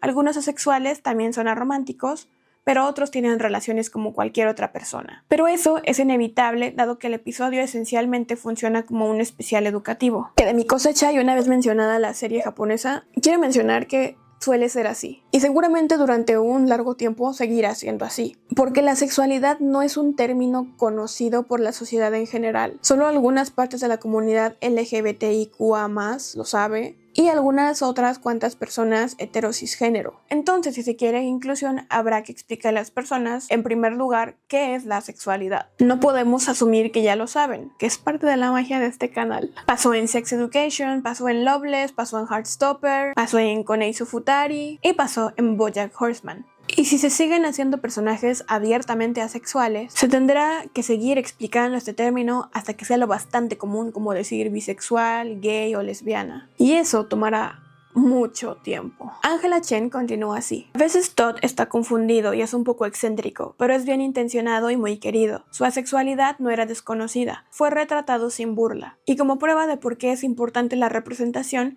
la mera existencia de Todd ha aumentado el número de asexuales que hay en el mundo. Dicho de otro modo, si hubiera habido más representación asexual, probablemente me habría dado cuenta de lo que soy mucho antes, me dijo Koi, un bloguero asexual de 27 años, hace unos años antes de que Todd saliera del armario en BoJack. Los comentarios de Koi son parte de la razón por la que dudo cuando me preguntan cuántas personas asexuales existen. La estadística más común tomada de un estudio de 2004 es del 1% de la población. Sin embargo, debido a que hay tantos conceptos erróneos sobre lo que significa no experimentar atracción sexual y tan pocos ejemplos positivos de asexuales en la cultura popular, sospecho que la cifra puede ser mucho mayor. No puede ser lo que no puedes ver, pero afortunadamente Todd ha realizado mucho de su trabajo de visibilidad para el público en general. Julie Killman, periodista de Sports Illustrated, me dijo que se dio cuenta de que era sexual mientras informaba sobre cómo reaccionó la comunidad sexual ante Todd. Otra amiga me dijo que su amiga de la infancia había empezado a preguntarse si era sexual. Me sorprendió que conociera el término. Resulta que lo había aprendido de BoJack. La representación no solo refleja, sino que cambia la realidad. Pero por muy querido que sea, Todd no es una solución perfecta. Porque como dice Angela, BoJack Horseman ya se acabó. Su boom ya fue y seguramente habrá más gente que la revisite, que la vea por primera vez, pero no volverán a ver millones de personas viéndola simultáneamente. Y por ende ya no habrá millones de personas expuestas a este término. Lo mismo ocurre con la mayoría de producciones ya mencionadas, a excepción de Heartstopper, que seguramente el próximo año ya llegue a su fin. Luego podemos especular sobre personajes asexuales debido a su actitud, como Doctor Who, Sherlock Holmes de la serie de Sherlock, Dexter Morgan de Dexter o Jughead en Riverdale, pero donde no se dice directamente o se les ve como algo más allá, dado que uno no es humano, el otro es un asesino, y el último, aunque al comienzo se le había asumido como asexual, no sabría decirte si directamente en el show de Riverdale porque nunca vi esa serie, pero vi entrevistas donde el gemelo Sprouse, perdón, no sé cuál es, dijo que el personaje era asexual, pero que aún sabiendo esta información, con el pasar del tiempo decidió retirarse este rasgo de él y finalmente comenzar a involucrarlo en dramas románticos sexuales. Y podría haber un puñado más de personajes, como os he dicho, de Bob Esponja, Patricio, Alastor, Perry el ornitorrinco, Piccolo, que ya me lo explicó mi hermano de por qué, Mei Misaki y seguramente otras docenas de personajes de anime que no conozco, pero con ninguno se es claro. Aún así, Angela Chen expone que dentro de esta representación de personajes que sí son declarados asexuales, sigue habiendo una falta de representación, dado que la mayoría, si no es que todos, son personajes blancos, anglos, en general personas blancas cisgénero. Y ya vimos en el testimonio de Selena, que es una chica asiática trans. En poco tiempo, como lo mencioné, Heartstopper llegará a su fin y al menos en el conocimiento de shows populares, la representación habrá terminado para las personas asexuales. Y no hay muchas señales de que vayan a surgir nuevos personajes así a corto plazo. Se teme que de nuevo el concepto caiga al olvido, en las sombras, que allá afuera sigan habiendo personas que desconozcan qué es la asexualidad y de las frustraciones que conocer este concepto puede calmar, de los tratamientos y las terapias de conversión que se pueden evitar. Y Alice Oseman decía en una ocasión que dudaba que el término de asexual o romántico en algún momento se vaya a popularizar. Decía, tal vez el día que una celebridad muy grande salga del closet como asexual. Pon tú, alguien del rango de un Timothée Chalamet, una Kardashian, Pedro Pascal, una Meryl Streep. Gente con verdadero poder mediático. Pero ella duda que eso pase. Se puede especular que ya ha habido personajes asexuales remarcables, personas asexuales remarcables, como Emily Bronte, Isaac Newton, Nikola Tesla o James M. Barrie. Pero no podemos asegurarlos porque estas declaraciones vienen de cómo los demás los percibían, no declaraciones de estas mismas personas. Además de que se suele hablar de por medio diciendo, es que era una persona muy introvertida, es que sentía temor hacia las mujeres o al sexo, o es que era como un niño. Así que no podemos saber con total certeza si estas personas eran o no asexuales. Además, en el video del Monster Romance yo criticaba a los griegos por sus mitos. Pasífae y el Minotauro, el del... ¿era un cisne o era un ganso? Bueno, que al final era Zeus. Yo dije algo como, ay, pues es que eran unos señores así de que pervertidos los que iban como corriendo esos rumores y porque eran como a leccionar a las mujeres. Es que los hombres son así, las mujeres deben cuidar y no sé qué. Y acusé a quienes compartían estos mitos de boca en boca. Y hubo una persona que asumo que era historiadora o historiador que me comentó y me regañó. Me dijo que está mal acusar a las personas de épocas antiguas con la mentalidad de ahora. Y en su momento yo pensé, pues ¿cómo no lo voy a hacer? Si algo está mal ahora, también tiene que haber estado mal antes. Sigue aplicando para algunas cosas. Pero bueno, leyendo el libro de Nunca es solo sexo de Darian Leader, me encontré con un segmento que les compartí por Instagram que habla de cómo el concepto de la homosexualidad es algo que aplicamos muy recientemente. Decía que antes había actos que no se consideraban gays que hoy sí lo harían, como por ejemplo tener sexo con otro hombre. Se tenía la creencia de que si lo tenías una vez estaba bien porque era como, es que fue curiosidad, o sea, literal de ¿cómo vas a saber que algo no te gusta si no lo has probado? Entonces lo probaban y ya decían, ok, a lo mejor estuvo chido, pero ok, a lo mejor y no, pero ok. Y si ya uno de los dos hombres decía, hay que repetirlo, ¿no? Estuvo chido. El otro decía, ay, no, pues ni que fuera que... No, o sea, una cosa está bien, pero dos ya es enfermedad. Entonces, hacerlo una vez no se veía como algo gay, literalmente. O sea, no lo pienses con la mentalidad de ahorita. Vete a aquel entonces. Se dice que ni siquiera existía como tal un concepto para definir a hombres que les gustaban hombres. Entonces, si no existía, la gente no decía, esto es posible. Y tener estos actos no los podía hacer gay. No sé si me estoy explicando. Te recomiendo leer ese libro, aunque como ya les he avisado por Instagram a cada persona que me pregunta qué libro es el que estaba leyendo, les digo, es un libro desde el psicoanálisis. Yo nunca había leído algo de psicoanálisis. Hay mucho prejuicio y chiste sobre el psicoanálisis. Entonces, a ratos yo sí decía, entiendo de dónde vienen las opiniones de que, ay Dios. Pero a veces decía, tiene sentido esto que estás diciendo. No todo lo que estás diciendo, pero estas cosas y algunos contextos históricos es bueno saberlos. O me ha dado al menos una nueva perspectiva. Pero bueno, habiendo leído ese libro, entendí un poco de qué me hablaba esa persona en el comentario y me tuve que quitar el ego de encima. Y lo aterricé más al momento de pensar en esos personajes asexuales, porque hablan del escritor de Peter Pan como alguien que era muy inocente y que no sé qué, que son cosas que le suelen decir a las personas asexuales o a las personas con síndrome de Down o ese tipo de cosas, cualquier persona con una discapacidad o algún problema intelectual, etc. Y yo dije, tal vez no era, tal vez no sé, o tal vez tú también, tal vez sí lo era, pero tú lo estás infantilizando al decir, es que él no pensaba en esas cosas, era como un niño. No sé. Entonces, a partir de este libro y de estas comparaciones fue que dije, entiendo de dónde viene tu punto. Definitivamente no puedo juzgar con la mentalidad actual cosas de hace mucho tiempo. Porque también podríamos decir, tal vez era una persona hablando como de científicos o inventores, Isaac Newton, Tesla.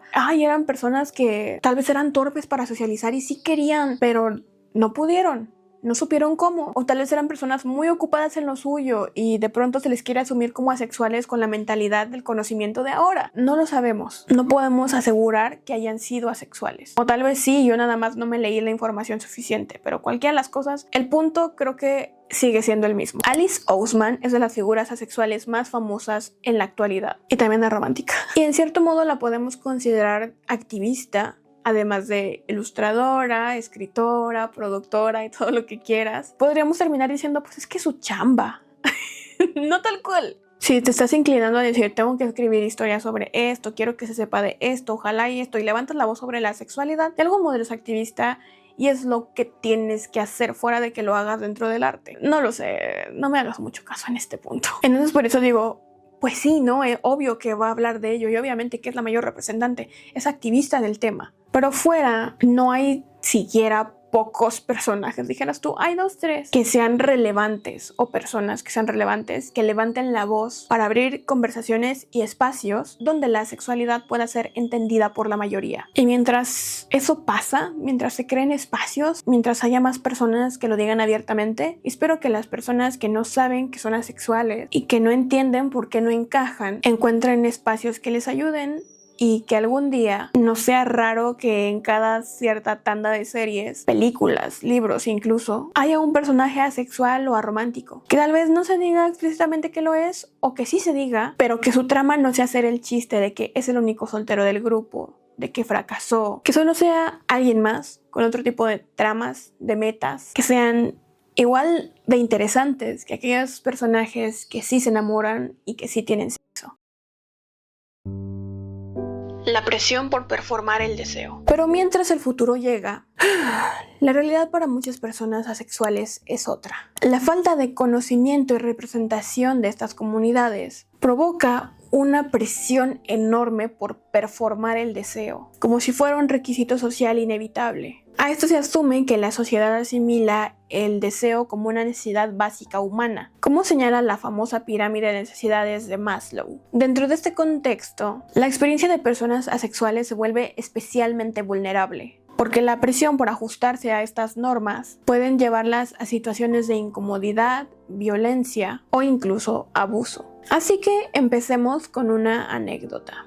Yo tengo un amigo que salió del closet con una amiga suya. Le contó por alguna razón sobre su asexualidad y esta le dijo que no se preocupara, que aún estaba en sus 20s, que no podía estar tan seguro de que eso iba a ser así para siempre, que nunca le iba a gustar el sexo. ¿Cómo podía estar seguro de ello? Que tarde o temprano se le iba a pasar. Que incluso ella recordaba que en una clase en la preparatoria había visto en psicología sobre la pirámide de las necesidades de Maslow, que ponía el sexo como una necesidad básica, en la base, al mismo nivel de comer. Así que lo suyo seguramente era algo pasajero, porque nadie podía vivir sin sexo.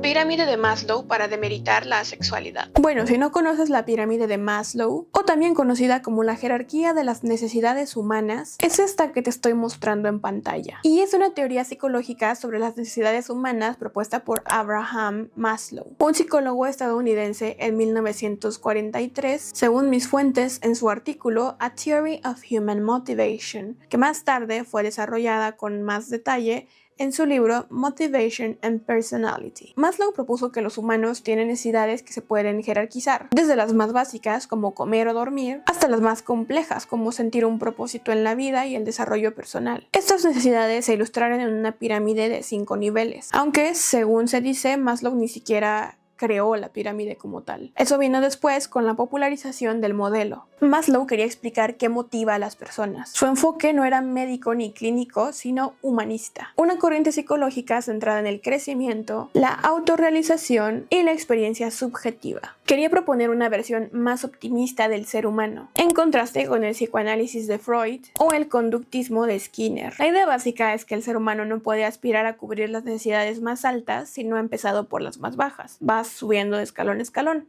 Es decir, primero sobrevives, luego buscas seguridad, después amor, etc. Estos son los 5 niveles de la pirámide. Necesidades fisiológicas, la base. Comida, agua, respiración, sueño, sexo, homeostasis y excreción, o sea, cagar. Necesidades de seguridad.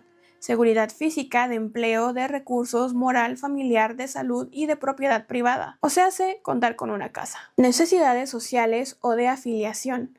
Amor, amistades y pertenencia a grupos, familia, pareja, comunidad. Necesidades de reconocimiento o estima. Autoestima, reconocimiento propio y del entorno, logros, sentirse aceptados, respeto de otras personas, estatus, etc. Necesidades de autorrealización, desarrollo del potencial, creatividad, autonomía, sentido de la vida, resolución de problemas, moralidad, etc. Ahora sí, muy padre tu explicación. Pero ¿por qué se usa esta pirámide para demeritar a las personas asexuales? La pirámide se ha interpretado como una regla rígida, aunque tengo entendido que el mismo Maslow reconoció que había excepciones, pero mucha gente lo vio como un videojuego donde no puedes pasar hasta que no hayas completado cierto nivel por completo. Porque a ver, es difícil querer hacer arte o pensar en filosofía si te estás muriendo de hambre.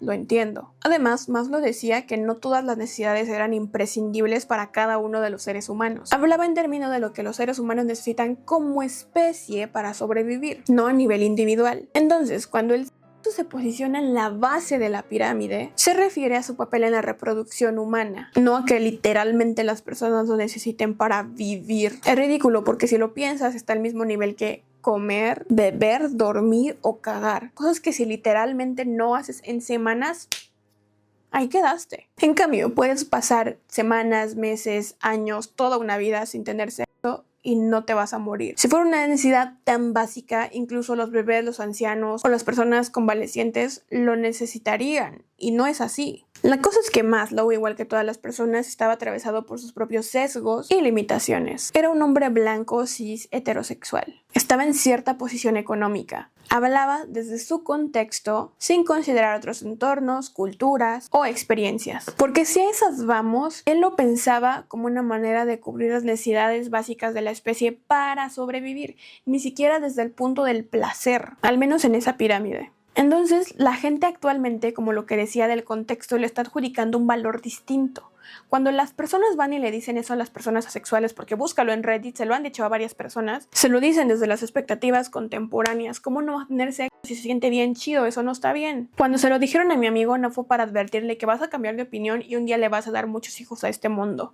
Se lo dijeron en un plan de, vas a descubrir un día lo bueno que es el sexo. Más que pensar en el sexo, están pensando en el placer. Este argumento de la pirámide se lo han soltado a personas asexuales, sus amistades, sus familias, sus parejas, sus maestros, sus doctores, etc. Diciéndoles, es que la pirámide lo dice. Pero también leí testimonios de psicólogas y psicólogos que dicen que no consideran la pirámide de Maslow una ciencia. Es más bien un modelo antiguo como el de Freud, que aunque ayudaron a asentar las bases, sus teorías no han envejecido bien. Y hoy se entienden más como un producto de su tiempo, de su contexto, que como verdades universales. También he encontrado con que en algunos cursos esta parte ya no se menciona como sexo, sino como intimidad, que sí que puede percibirse como una necesidad humana fundamental según ciertas perspectivas. Decía algo como, por eso los bebés severamente descuidados pueden tener dificultades mentales y emocionales de por vida. Y por eso el aislamiento solitario se considera una forma de tortura. No interactuar con otras personas puede afectar gravemente al cerebro humano. Tenemos una necesidad innata de conexión, pero tristemente muchas personas asocian la conexión al sexo y creen que para ser íntimo tienes que acostarte con esa persona, lo que yo había mencionado previamente. Amor, sexo, intimidad no son lo mismo. Entonces, no. tú, persona sexual, ya sabes que no estás dañada y que una pirámide que no es considerada ni siquiera ciencia, ni considera las individualidades de cada ser, no puede venir y decirte qué es lo que tú necesitas, porque tú sabes que eso no lo necesitas. Puedes quererlo, pero no lo necesitas. Y este argumento tiene hoyos y te daría por dónde jalarlos, más allá de lo mencionado en este segmento, claro. Pero te voy a ser honesta, no he leído Maslow ni he estudiado psicología, desafortunadamente, para poder sostener mis argumentos con la autenticidad y los ovarios suficientes. Pero espero un día poder aventarme la carrera de psicología y entonces me la van a pelar.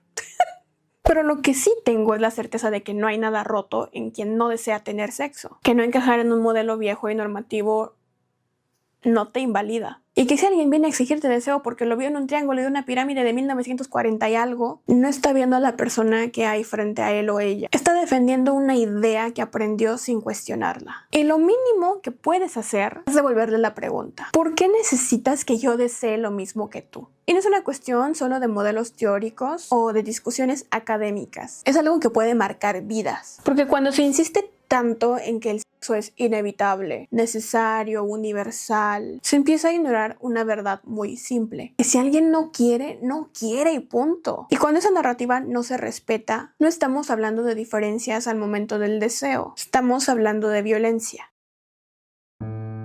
Si no quiero, no quiero y ya.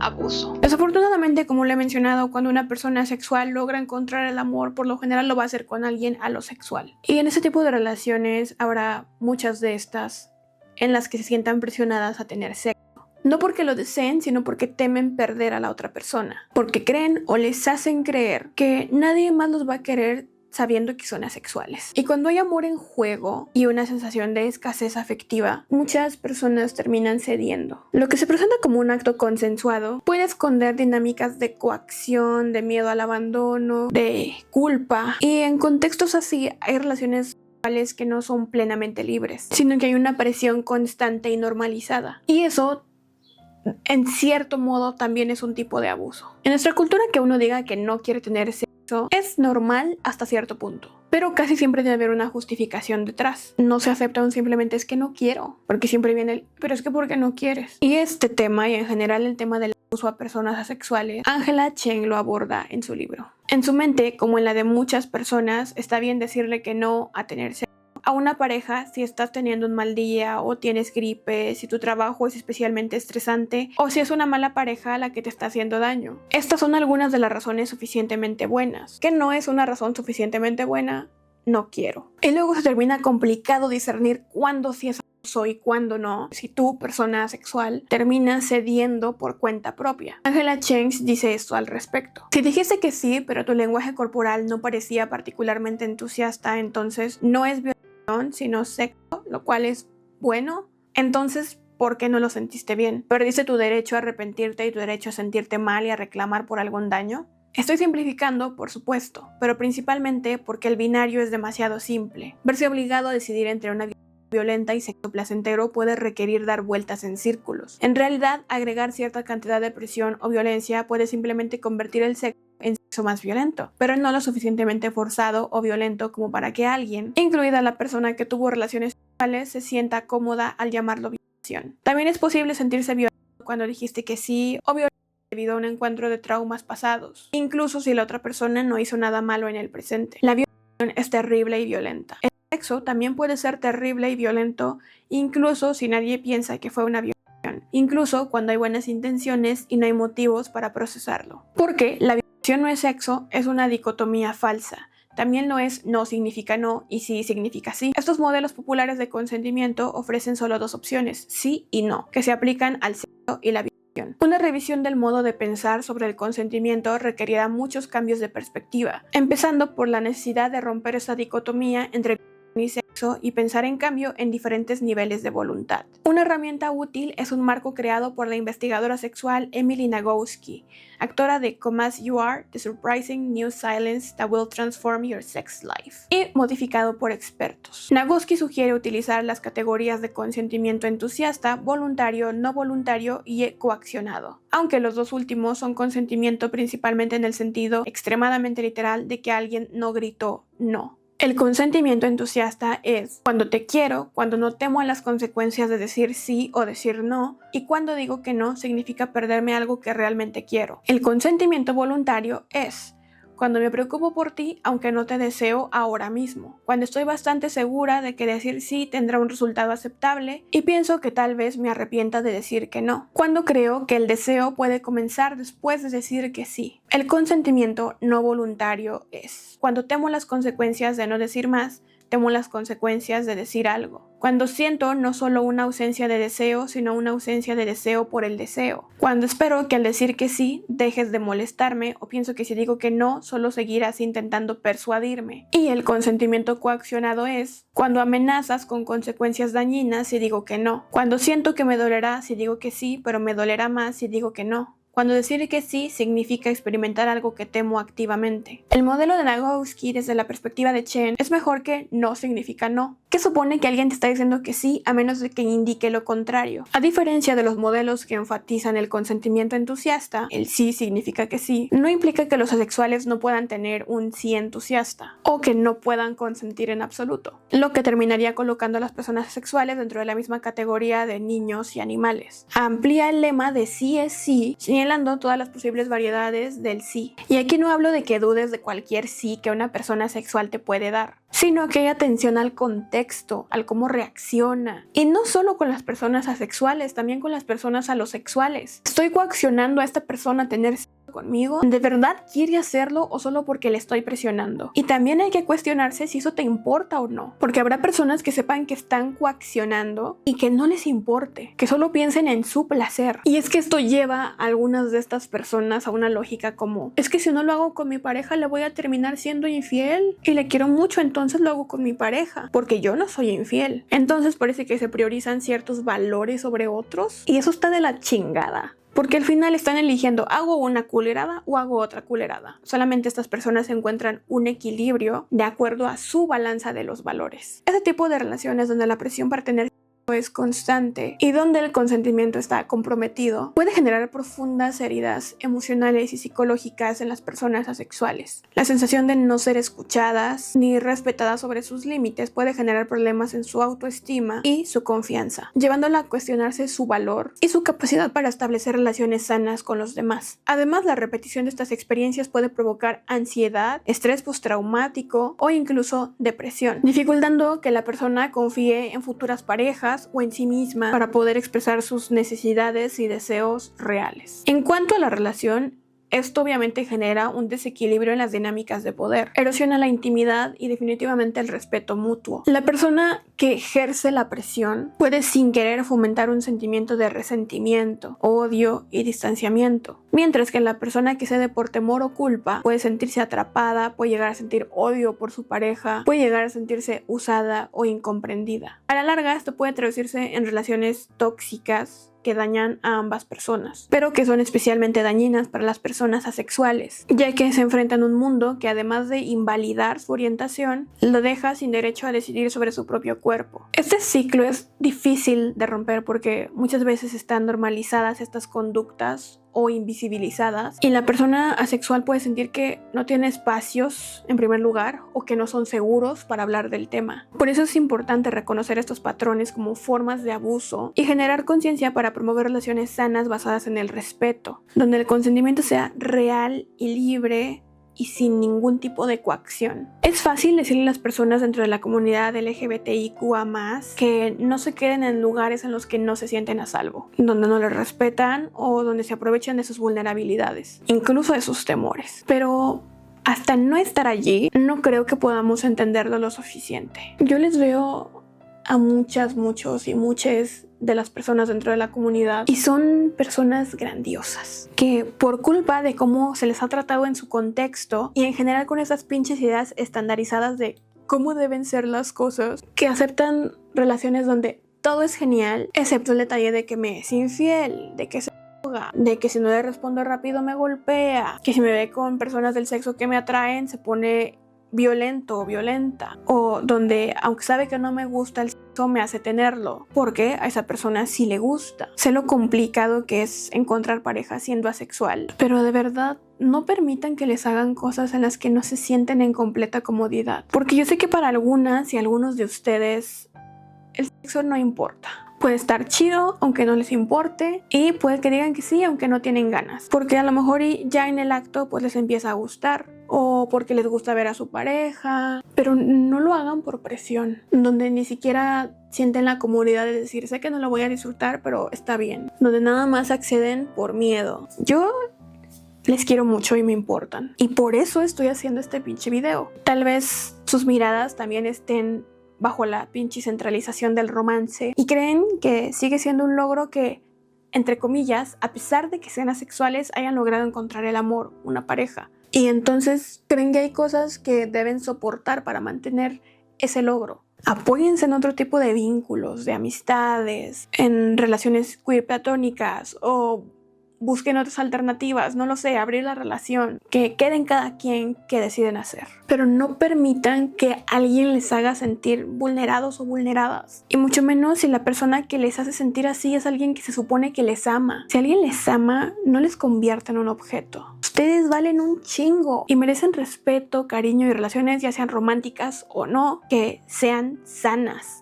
Lo básico. Y aunque es evidente que las personas arománticas y asexuales merecen vínculos seguros, además de respeto y bienestar emocional, lo cierto es que muchas veces ni siquiera se les considera parte del colectivo. Porque cuando llega junio y las calles están llenas de banderas y las marcas se pintan de arcoíris y todo esto, surge una pregunta para muchas personas asexuales y arománticas que parece no tener una respuesta. ¿Dónde está la comunidad asexual en el Pride? En una ocasión yo estaba hablando con una amiga sobre ir a la marcha de junio y ella me dijo que como aliada le gustaba que se le incluyera dentro de las siglas del LGBT, y yo me quedé así de que, espérate, ¿qué? ¿Cómo? Y me dijo, sí, o sea, está LGBTIQA y la A es de aliados. Y yo, como una persona que se junta con morras lesbianas, con gays, con trans y así, pues me siento muy incluida y aceptada para ir a la marcha. Y yo así de, no mames, amiga, te quiero mucho, pero no seas la A es de asexual, güey. ¿Por qué le darían una letra a los aliados cuando no representan ningún tipo de diversidad?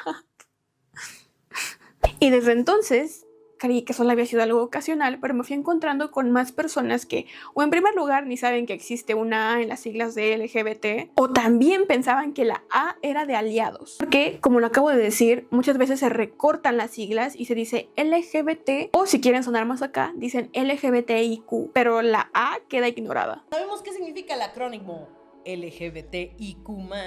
Ahí acaba, IQ más y más. Correcto. Creo que en el más están los pansexuales y demás, ¿no? Y personas no Y yo binarias. solo me acordé de los transexuales, ¿Y así? digo de los pansexuales. Me imagino.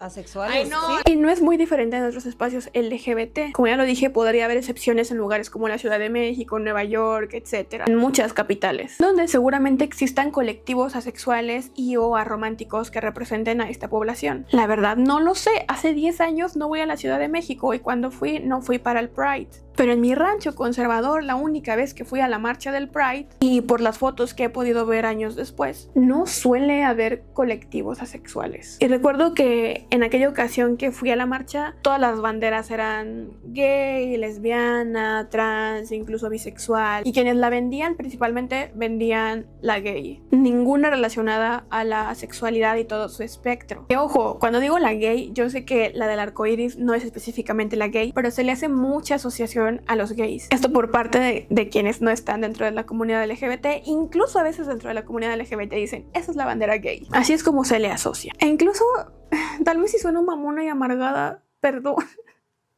Yo les quiero mucho, pero estoy un poquito harta del protagonismo de los gays. Incluso de que a este mes, junio, luego digan, ay, feliz gay. Sé que es chiste y está cagado y lo que quieras, pero siento que no hace más que invisibilizar a otros movimientos.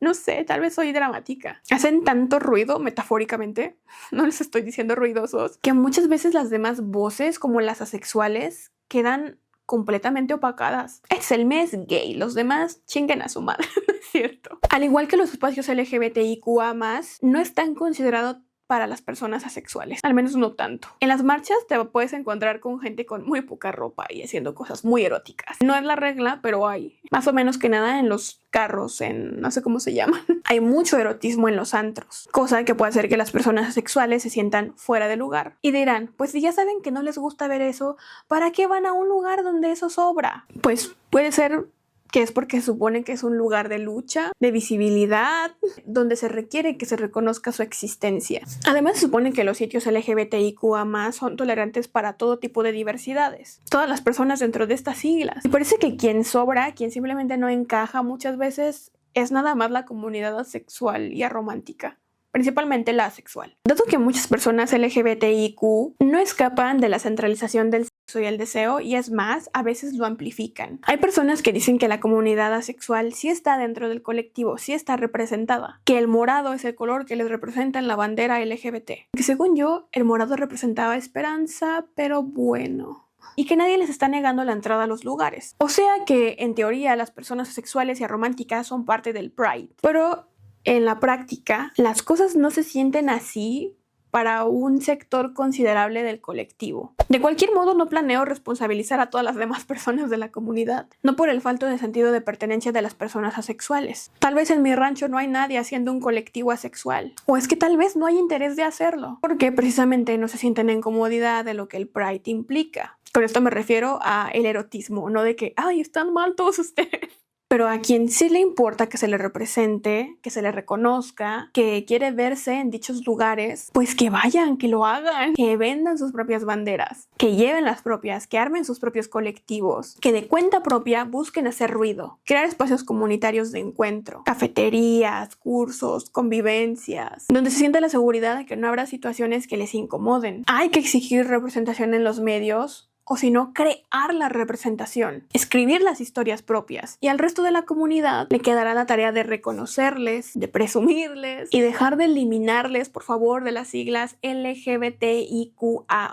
Sé que es una chinga decirlo, pero creo que es importante. Por respeto, el mismo que las demás personas dentro de la comunidad piden. Conclusión.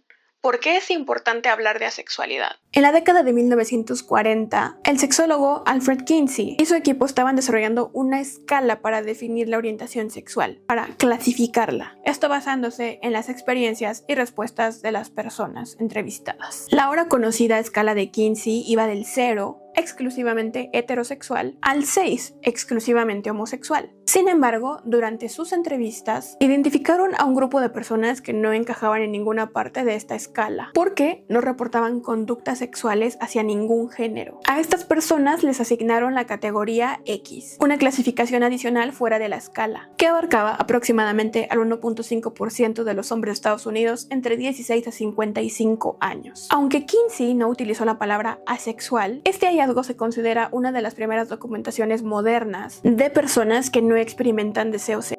Fue hasta 2001 cuando David J., quiero mucho a David J., activista asexual, creó AVEN, la red de visibilidad y educación sobre la sexualidad, que realmente este término se comenzó a dar a conocer. Dentro de los nombres que identifican a cada una de las siglas dentro de la comunidad LGBTIQA+, este es de los más recientes, si no es que el más reciente, y es donde está la comunidad más joven en reconocerse a sí misma. Aún así, Jessica Hill, investigadora de género y sexualidad en el Instituto Kinsey de la Universidad de Indiana, en una revisión publicada en noviembre de 2022, encontró 28 estudios publicados sobre asexualidad entre eso de enero de 2020 y julio de 2022, mientras que hace 10 años se habrían encontrado 25 artículos en todo el campo, como afirma la investigadora. Lo que, aunque alentador, nos habla de cómo aún estamos en pañales en el tema, lo que nos lleva a mencionar el concepto de injusticia hermenéutica. La injusticia hermenéutica es un fenómeno estructural. Se trata de grupos marginados que carecen de acceso a cierta información que les sería esencial para comprenderse a sí mismos y mismas y su papel en la sociedad. Y estos grupos carecen de esa información precisamente porque están marginados y sus experiencias rara vez están representadas. Esto nos lo cuenta Angela Chen, y esto es lo que le pasa a miles de personas en el mundo, a quienes no se les está hablando de asexualidad. Espero que no,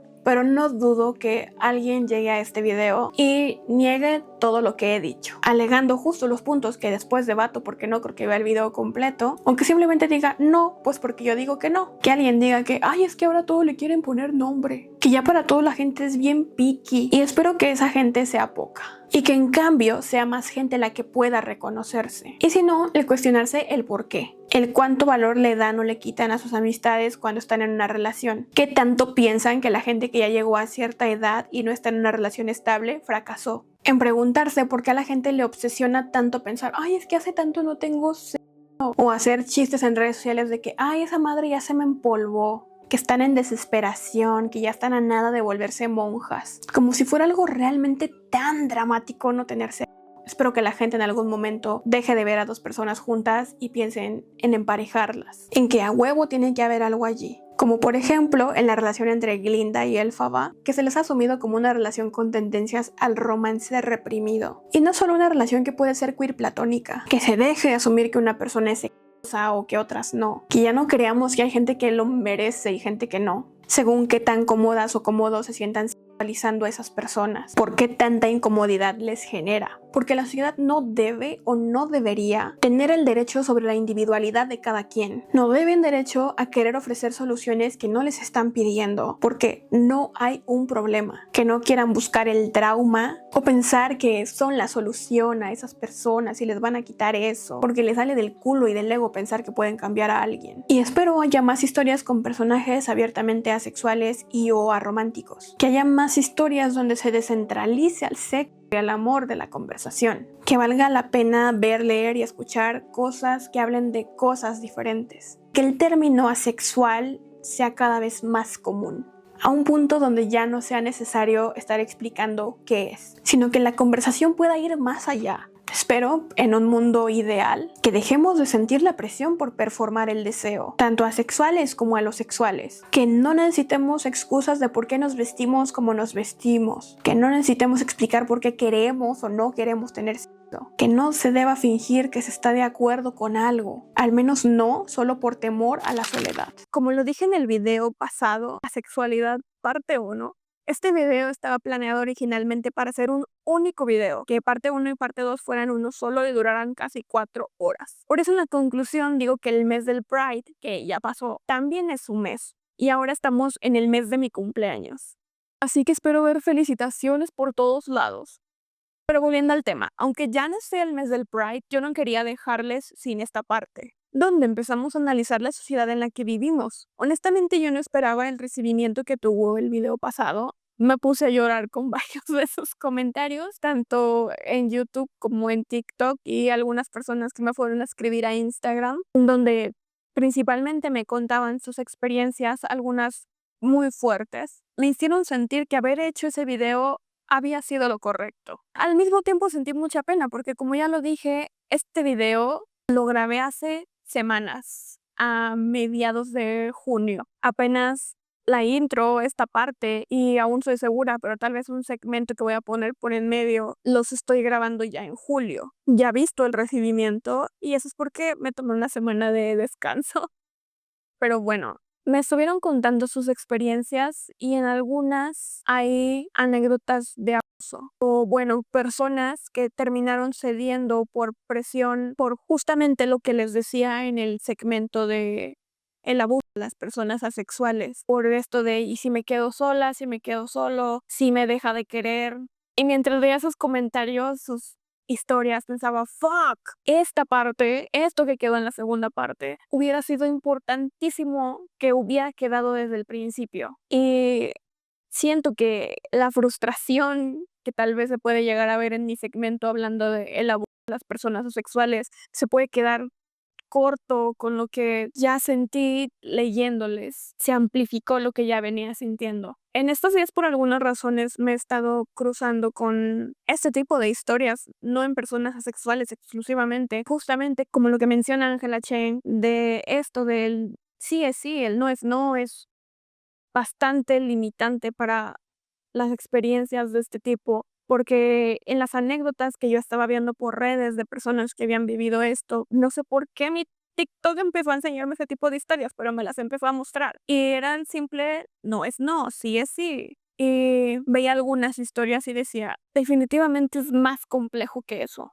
El sí es sí, el no es útil en ciertas funciones, es contundente, pero deja de lado muchos matices. Y los matices son importantes. No sé si hablar de esto, pero yo en el video pasado de la sexualidad me propuse que ese video en concreto tenía que ser un espacio seguro para las personas asexuales, al menos ese video. Y estuve intentando leerles a todas las personas que comentaban. Tal vez no les respondí a todas y a todos y a todas, pero quiero que sepan que estaba allí y les leí y llegaron 2, 3 personas a dejar comentarios invalidando la sexualidad. Y yo suelo decir, cada quien tiene sus opiniones mientras no insulten, pero en ese video en específico yo dije no. Y tal vez hubo una que otra persona a la que le pude haber fallado y dejé algún comentario negativo allí. Lo borré demasiado tarde o no sé, de personas diciéndoles cosas invalidantes.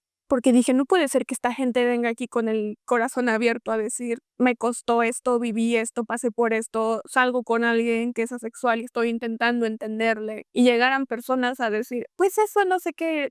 Fueron pocas, pero llegaron e intenté retirarlos porque dije, sí, muy padre la libertad de expresión, pero en este momento no, porque esto está siendo un espacio de vulnerabilidad. Y dejé de hacerlo desde ayer o antier porque es muy drenante, pero espero haya sido un lugar donde pudieran hablar de sus experiencias. Y espero que este video también pueda hacerlo, aunque ha sido más dramático, ha sido más exagerado, creo, pero ha sido intentando probar un punto. Al menos el segmento de hablar como todos los medios están llenos de amor y mi intención ha sido, exagerémoslo. Porque yo sé, en los comentarios de aquel video, creo que solo leí a una persona asexual repulsiva. Todas las demás, sexopositivas, neutrales al respecto, o indiferentes, lo que quieras. Solo una sexorepulsiva.